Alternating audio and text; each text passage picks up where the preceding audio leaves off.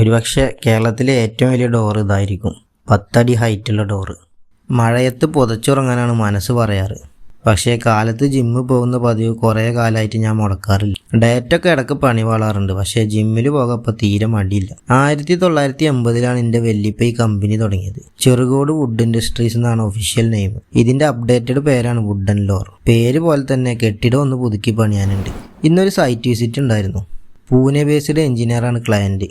മൂപ്പരിക്ക് 10.5 അടി ഉയരമുള്ള 10 ഡോറ് ചെയ്യണം. തേക്കിലും പ്ലാവിലുമാണ് ഡോറിൻ്റെ ഡിസൈന്. നമ്മുടെ നോർമലായിട്ടുള്ള ഡോറിൻ്റെ ഉയരം 6.25 അടിയാണ്. ആ സ്ഥാനത്താണ് ഇവിടെ 10 അടി ഡോർ എന്നുള്ള ടാസ്ക്. വിദേശ രാജ്യങ്ങളിലെ മോഡൽസ് കണ്ടിട്ടാണ് മൂപ്പര് ഈ ടൈപ്പ് ഡോറ് ചെയ്യാനുള്ള പ്ലാൻ ഉണ്ടായത്. മഴക്കാലം ആയതുകൊണ്ട് തന്നെ മരം ഉണങ്ങി കിട്ടുക എന്നുള്ളത് വേറൊരു ടാസ്ക്കാണ്. കെമിക്കൽ ട്രീറ്റ്മെൻറ്റും സീസണിങ്ങും ഒക്കെ ഒന്ന് വളരെ ചിലവേറിയതാണ്. സോളാർ കിലൻ സീസണിങ്ങിൻ്റെ പദ്ധതിയിലുണ്ട്. സൂര്യപ്രകാശം ഉപയോഗിച്ച് മരം ഉണക്കുന്ന പരിപാടിയാണ് സോളാർ കിലൻ സീസണിങ്. അപ്പോൾ മരത്തിൻ്റെ കഥകളായിട്ട് വീണ്ടും കാണാം.